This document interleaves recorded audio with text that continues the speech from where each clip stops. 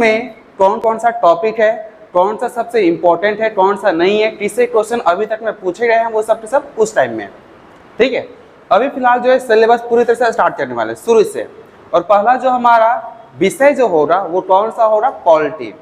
ठीक है,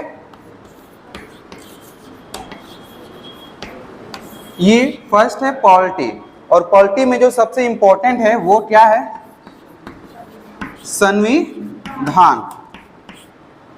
ये तो पहला हमारे पास हो गया संविधान, और उसके अलावा भी जो भी व्यवस्था किया गया है वो सब के सब जो है राज व्यवस्था में आ जाएगा। किस में आ जाएगा, वो राज व्यवस्था में, यानी संविधान के बाद जो कुछ भी बचेगा वो सब के सब जो है राज व्यवस्था में शामिल कर लिया जाएगा। ठीक है, यानी कि ये टोटल के टोटल हम लोग पढ़ने वाले हैं। पॉलिटी का मतलब क्या, व्यवस्था। आखिर में व्यवस्था क्या चीज का किया जाता है वो देख लेते हैं पहले। ऐसे मान लीजिए ये हमारा कंट्री है, भारत का किन को बनाने आता है, आता है सबको क्या?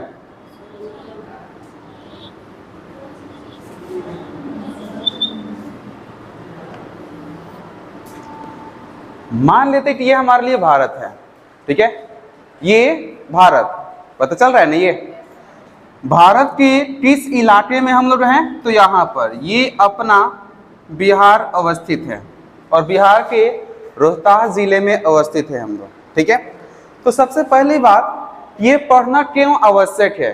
अगर पूरी दुनिया में कोई एक राजा न होता, पीएम न होते, या मुख्यमंत्री न होते, या किसी इलाके में डीएम न होते, तो क्या वहां पर सुचारू रूप से शासन चल पाएगा? नहीं चल पाएगा।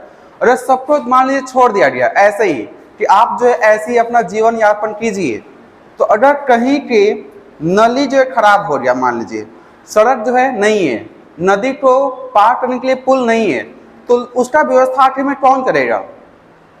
जैसे मान लीजिए यहाँ पर बहुत सारा घर है, यहाँ भी घर है, यहाँ पर नली टूटा हुआ है, तो इस नली का निर्माण आखिर में कौन करेगा? क्या ये घर वाला करेगा कि वो घर वाला करेगा? आइए, जो पास है वही करेगा। एक नली में क्या किसी एक घर का पानी आता है क्या? नहीं ना। ये तो नली जो है सार्वजनिक चीज है। नली में उसके आसपास वाले इलाके का जितना भी घर है उन सभी में से पानी आता है। तो क्या कोई एक घर बनाएगा इसको? नहीं बनाएगा। तो उसके लिए हमारे पास कोई ऐसा होना चाहिए जो इन सारे कामों को देख पाए। जैसे मान लीजिए दो लोगों में झगड़ा हो गया, तो उस विवाद को कौन सुलझाएगा? इसलिए तो व्यवस्था होना चाहिए। अगर देश देश में लड़ाई हो गया तो उन झगड़ों का निपटारा कौन करेगा? उसके लिए भी कोई प्रशासन होना चाहिए। नहीं, और मान लीजिए कहीं पर आपदा हो गया, आपदा आ गया, तो वहां पर आपदा में जो भी लोग फंसे हुए उनका निपटारा कौन करेगा? कोई तो होना चाहिए ना। यानी कि केवल इंसान को ऐसे ही छोड़ दिया जाए तो वहां पर शासन सुचारू रूप में नहीं चल पाएगा। चलेगा? वैसा नहीं चल पाएगा। अब खुद सोच कर देखिए, वह कहीं पर भी ऐसा नहीं चल पाएगा। नहीं क्या? तो इसीलिए जो है ये व्यवस्था किया गया है कि अगर कहीं पर देश है या राज्य है या जिला है, तो वहां पर ऐसा कौन सा व्यक्ति होगा जिसकी बात सब लोग मानेंगे, क्योंकि ये पूरा खेल जो है आदेश का है। पूरा खेल किसका है? आदेश का। हमारा देश पूरा का पूरा आदेश पर चल रहा है। पीएम ने आदेश दिया सभी मंत्रियों को, सभी जो भी सीएम है उन सबको कि ऐसा किया जाए। सीएम ने किसको आदेश दिया? जितने भी डीएम वगैरह है उनको। डीएम ने किसको आदेश दिया? एसडीएम को। एसडीएम ने किसको आदेश दिया? जितने भी ग्राम पंचायत है, सचिव है, उन सबको आदेश देता है। और वो किनको आदेश देंगे? उसके नीचे में जो वार्ड के सदस्य है उन सबको। और वहां से सारा काम जो है चलने लगा। यही ना ये, यानी ये पूरा का पूरा खेल जो है आदेश का है। यानी कि अगर ये पॉलिटी हटा दे तो कोई भी आदेश ही नहीं मानेगा। किसी को अपने पास सामर्थ्य क्या है, शक्ति क्या है, किसी को पता ही नहीं होगा। जैसे नली मान लीजिए जाम है, कोई ये व्यक्ति चलो तुम साफ करोगा, ये नहीं करने वाला है। ठीक है, लेकिन नगर पालिका है, नगर पालिका मान लीजिए है, तो उसके अंदर में बहुत सारे लोग होंगे काम करने वाले, उसके बदले पैसे ले रहे हैं ना वो, तो पैसे के बदले में वो लोग काम करेंगे। ठीक, तो ये पूरा खेल जो है आदेश का है। कौन किसका आदेश मानेगा, कौन किसको आदेश दे सकता है, वही चीज जो है संविधान में लिखा हुआ है। राष्ट्रपति के पास क्या क्या सामर्थ्य है, प्रधानमंत्री के पास क्या क्या सामर्थ्य है, कौन नीति बनाएगा, कौन योजनाओं को लागू करेगा, और कोई योजना को लागू नहीं कर पा रहा है, नहीं चल पा रहा है, कोई इंसान मान ही नहीं रहा है, तो उसको कौन उसको रोकथाम करेगा, कौन उसको बताएगा कि आपका कर्तव्य क्या है, वो सब न्यायालय का काम हो जाएगा। नहीं समझ पा रही है? तो इसी में व्यवस्था किया गया है। और इससे पहले हम ये देख लेते हैं कि पूरे विश्व भर में शासन कितने प्रकार से चलता है। शासन जैसे एक आपने सुन रखा होगा लोकतंत्र, नाम सुने हैं क्या? लोकतंत्र, इसी को बोलते हैं जनतंत्र। लोक मतलब क्या होता है? लोड, और जन मतलब भी लोड होता है। तो ये दोनों सेम चीज है, शब्द का बस फर्क है। लोकतंत्र, जनतंत्र, ये क्या होता है? जिसमें लोगों का शासन होता है, जिसमें लोग जो है, वहां के लोग जो है, निवासी जो है, प्रधानमंत्री बनते हैं, सीएम बनते हैं, डीएम बनते हैं, और वही पूरे देश को संभालते हैं। ठीक है। दूसरा हमारे पास जो फॉर्मेट है वो है राजतंत्र। राजतंत्र क्या होता है? जिसमें एक मुखिया होता है, मेन होता है, जिसे हम राजा बोलते हैं। और राजा पूरे देश को नहीं संभालता, बल्कि वो बस आदेश देने का काम करता है। क्या करना है, कैसे करना है, वो सब के सब जो है उनके मंत्री देखते हैं, क्योंकि मंत्रियों के पास दिमाग होता है। मंत्री ये नहीं कि किसी को भी मंत्री बना दिया जाएगा। ठीक है। अकबर जो है सम्राट बन पाए क्योंकि 14 साल की उम्र में कहा जाता है कि वो राजा बन गए थे। तो क्या वो 14 साल की उम्र में राजा बनने लायक थे क्या? नहीं थे। उनके आसपास वाले जो संभालने वाले थे वो सब के सब जो है उनको सुचारू रूप में क्या किए, राजा के फॉर्मेट में सामने लाए, और उन सब ने जो है पूरे राज कार्य को जो संभाला। तो राजतंत्र में एक राजा और उसके मंत्री जो पूरे को संभालते हैं। इसके बाद जो है अगला आता है तानाशाह। किम जोंग का नाम सुने हैं क्या? तानाशाह उसको बोलते हैं, किम जोंग उन। ठीक है। वो कहां का था? वो कहां का है? वो अभी नॉर्थ कोरिया। नॉर्थ कोरिया मतलब उत्तरी कोरिया। दो कोरिया है ना, उत्तरी कोरिया और एक दक्षिणी कोरिया। तो तानाशाही व्यवस्था में क्या होता है? इसमें एक ही मेन होता है, वही सब कुछ है। उसने जो बोला वही काम किया जाएगा। बोला कि आपको रोना है तो रोना पड़ेगा, बोला कि आपको मरना है तो मरना पड़ेगा, बोला कि आप जो है शादी नहीं कर सकते तो शादी नहीं करना होगा। क्लियर है? उससे जब चाचा जी मर रहे थे तो क्या बोला गया था? पूरे देश को रोना है, जहां से वो गुजर रहे हैं, उनकी जो अस्थियां गुजर रही हैं, उन सबको रोना होगा। सब लोग रो रहे थे। ठीक है। उसके बाद उसकी एक बहन है, उसकी बहन के बारे में यहाँ पर क्या बोला गया? क्या चीज? कि उसकी शादी उसी से होगी जिसका किसी से भी अफेयर न हो, चेहरा एकदम फ्रेश हो, थोड़ा सा भी झूठ न बोलता हो, ये न करता हो, ऐसे करता हो। अभी तक इसकी शादी नहीं हुई है।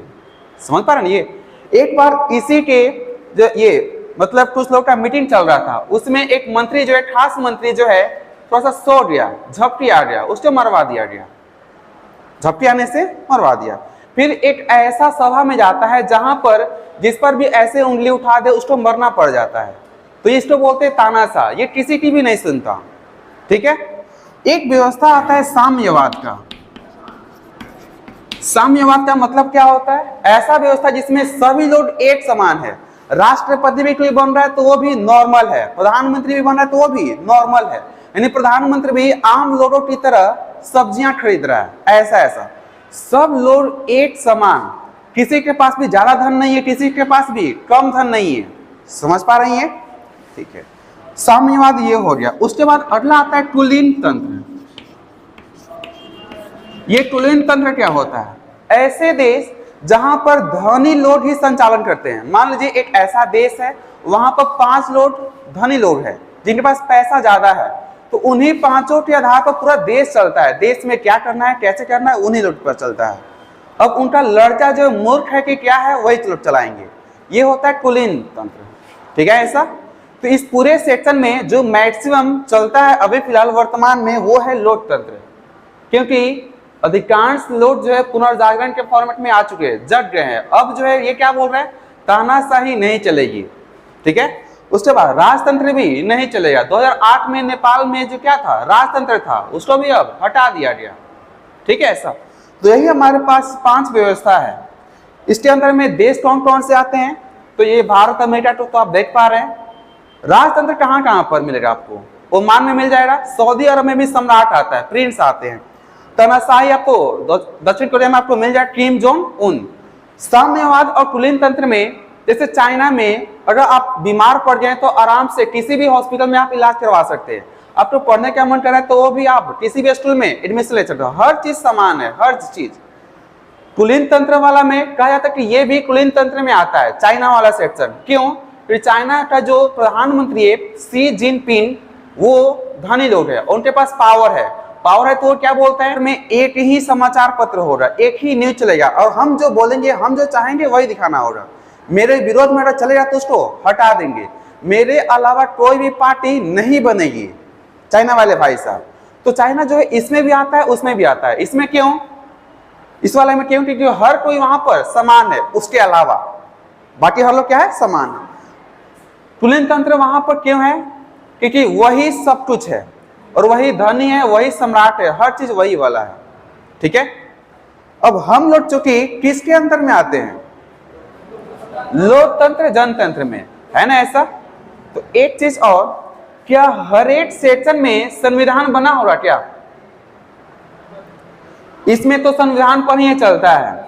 राजतंत्र में संविधान नाम का कोई चीज नहीं होता, लेकिन फिर भी अगर राजा मर्यादा में रहे, या फिर अगर मान लीजिए बहुत खराब है, बहुत डेंजरस है, या फिर इसका काम करने क्षमता एकदम नहीं है, तो वो शासन जो नहीं चल पाता है।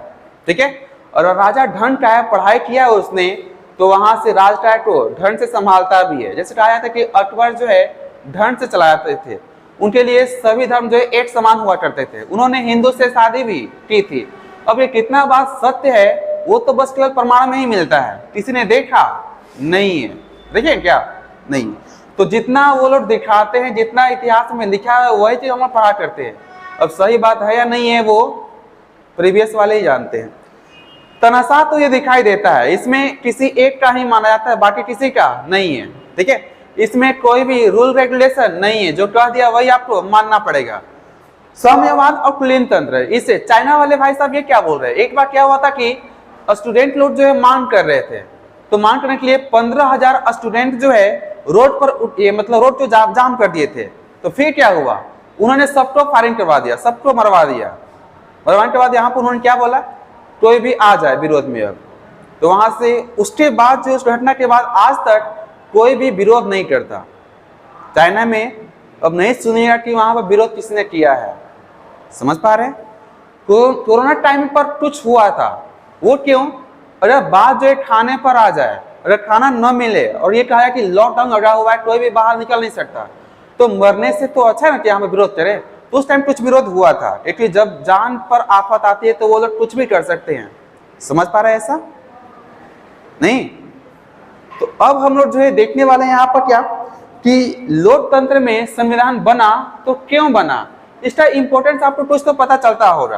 क्योंकि देश जो है छोटा सा नहीं है कि यहीं से आराम से खड़ा होकर देख लिए सभी लोग सही से ढंग से है या नहीं है, उसको खाने को मिल रहा है या नहीं मिल रहा है, ये सब क्या एक जगह से देख पाएंगे क्या?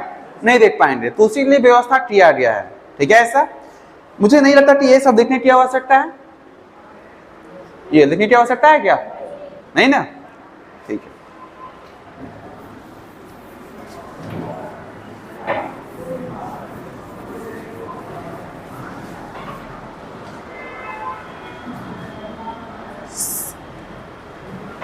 संविधान की आवश्यकता क्यों पड़ी? क्योंकि देश जो बड़े बड़े होते थे, ठीक है, तो उनके संचालन के लिए क्या किया गया, संविधान में साथ ही लिखा हुआ है कि कौन किसको कैसे आदेश देगा, ये बात तो कंफर्म है। और दूसरी बात, संविधान होता क्या है, तो ये एक तरह का दस्तावेज है। क्या होता है? ये दस्तावेज होता है। ठीक है। अब ये संविधान मान लीजिए ये चीज है, तो संविधान दो तरह का हो सकता है। एक हो सकता है लिखित संविधान, क्या हो सकता है ये लिखित, और एक क्या हो सकता है अलिखित। अलिखित को ही मौखिक भी बोलते हैं। ठीक है। संविधान दो तरह का हो सकता है, लिखित या फिर मौखिक। हमारे भारत में लिखित संविधान है, ठीक है, ये भारत में हो गया, अमेरिका में हो गया, ये सब में क्या है, लिखित है। और लिखित वाले का एग्जाम्पल क्या है, ब्रिटेन। ब्रिटेन में थोड़ा सा भी संविधान लिखा नहीं गया है, वहां पर अलिखित चलता है, मौखिक चलता है। लिखित और उसका मतलब क्या, भारत के संविधान लिखा हुआ है, हाथों से किसी व्यक्ति ने लिखा है, सभा जुटा, सभा के लोगों ने मिलकर बहस जो है कर करके जो है उनको क्या किया, इसका निर्माण किया। यहाँ पर क्या चीज है, वहां पर मौखिक चलता है। जैसे कैट मतलब क्या होता है, कैट मतलब बिलाई नहीं ना समझे, बिलाई वाला बिल्ली, तो कैट मतलब बिल्ली। उस तरह से वहां पर जो भी नियम है वो सभी लोगों को याद है मौखिक के फॉर्मेट में। और इसी तरह उतना बड़ा नहीं है कि 395 अनुच्छेद आ जाए, 22 भाग हो जाए, ऐसा ऐसा वहां पर थोड़ा बहुत है और वही हर एक में चलता है। ठीक है, सबको ये याद रहता है नॉर्मली, कोई दिक्कत। जैसे भारतीय राजधानी नई दिल्ली, इस फॉर्मेट में ये सबको याद है, ये वहां के लोगों का। ठीक है, अब भारत के यहाँ पर चूंकि यहाँ पर लिखा क्यों गया, इसका इंपॉर्टेंस क्या है लिखने का, तो भारत एक बड़ा देश है, बड़ा देश है तो यहाँ पर राज्य भी बहुत सारे होंगे। राज्य ज्यादा है तो वहां पर विभिन्नताएं भी पाई जाएंगी। क्या विभिन्नता तो होगा ना, धर्म भी ज्यादा है, बोलियां भी ज्यादा है, लोगों की वेशभूषा भी ज्यादा है, तो उन सबको नियम बनाया गया है। और इतना नियम बना है कि सब लोग मुंह जबाने याद नहीं कर सकते, नहीं ना ये, इसलिए सबको बजाते लिखा गया। धर्म के आधार पर राज्य अगर टूटा तो कैसे टूटेगा, अगर जनसंख्या के आधार पर कैसे होगा, जाति के आधार पर कैसे होगा, उन सब के बारे में लिखा गया है। कोई बाहरी वाला देश अगर हमारे में मिलना चाहता है तो उसके लिए क्या प्रावधान है, किस अनुच्छेद के अंतर में मिलेगा, वो सब के सब उसमें लिखा हुआ है। तो क्या आप इंपॉर्टेंट समझ पा रहे हैं क्या, ये वाला लिखित क्यों है, समझ पा रहे हैं। ये ब्रिटेन वाला मामला क्या है, हितित देश है, वो भी समुद्रों के बीच में है, ये समुद्र के बीच में, महासागर के बीचों बीच में है ये इंग्लैंड, जिसे ब्रिटेन बोलते हैं। ठीक है सर, तो लिखित और अलिखित दोनों में कोई दिक्कत तो नहीं है। क्यों ऐसा लिखा गया, क्यों नहीं लिखा गया, ये भी आपको समझ पा रहा है, ये कोई दिक्कत नहीं ना। तो एक काम कीजिए, पॉलिटी लिखकर ये देख लीजिए यहाँ पर कि ये आदेश के लिए इंपॉर्टेंट है। पॉलिटी बना हुआ तो किस लिए, आदेश के लिए। ठीक है, कौन किसको आदेश दे रहा है, कैसे दे रहा है, तो वही यहाँ पर व्यवस्था क्या है, आदेशों का व्यवस्था।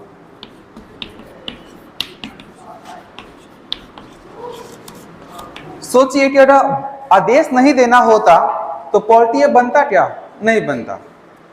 ठीक है, पॉलिटी, आदेशों का व्यवस्था, संविधान एंड राज्य व्यवस्था। उसके बाद लिख लीजिए यहाँ पर संविधान अलग करके, संविधान दो कैटेगरी में होता है, लिखित और अलिखित। दोनों का एग्जाम्पल लिख लीजिएगा, भारत और यहाँ पर अमेरिका भी कर लीजिएगा।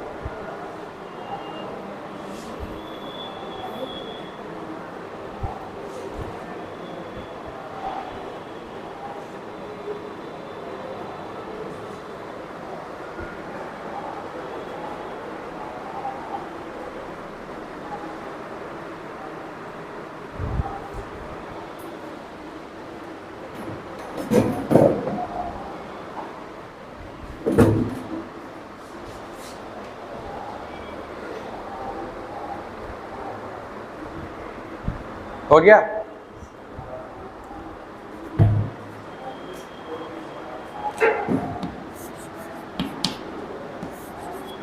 कुछ पॉइंट अब लिखना है इसमें।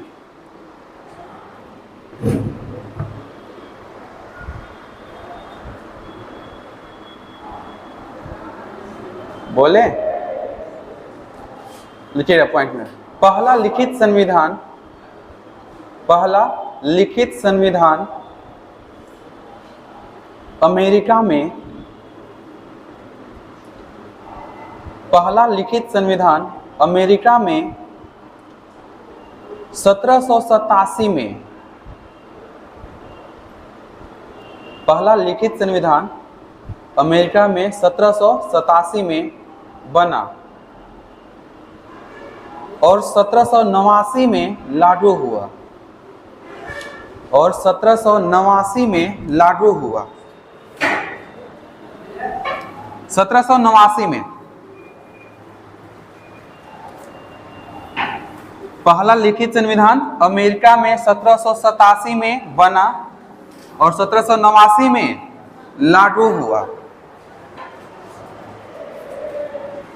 अच्छा, अमेरिका कहने का मतलब क्या हुआ? यूएसए, यही ना, यही मेन अमेरिका है, यूनाइटेड स्टेट ऑफ अमेरिका, ये देश है ये, ठीक है।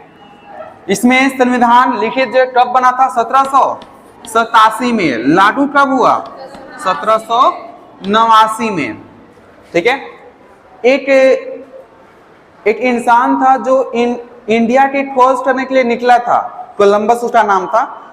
इंडिया की खोज के लिए निकला था, लेकिन कहाँ पहुंच गया? अमेरिका में। कोलंबस उसका नाम था। तो अमेरिका की खोज किसने की थी? कोलंबस ने। कब की थी? 1495 में, 1492 में, क्लियर है। वो वहां पर गया, उसने देखा तो सभी लोग जो है लाल लाल टाइप के थे, इसलिए उनको क्या बोला? रेड इंडियन बोला। क्या बोला उनको? रेड इंडियन, ठीक है। उसके बाद जो है वो आ गया अपने देश में, तो वहां से जो है फिर एक और इंसान निकला, वो यहां जाता है और वहां पर पता करता है कि नहीं, ये तो इंडिया नहीं है। तब जाकर उसने उसका नाम जो है अमेरिका रखा। उसका नेम क्या था? Amerigo Vespucci. अमेरिगो वेस्पुची, उसके आधार पर इसका नाम अमेरिका पड़ा। क्लियर है साहब? और एक सवाल आया कि अमेरिका पर किसका शासन था?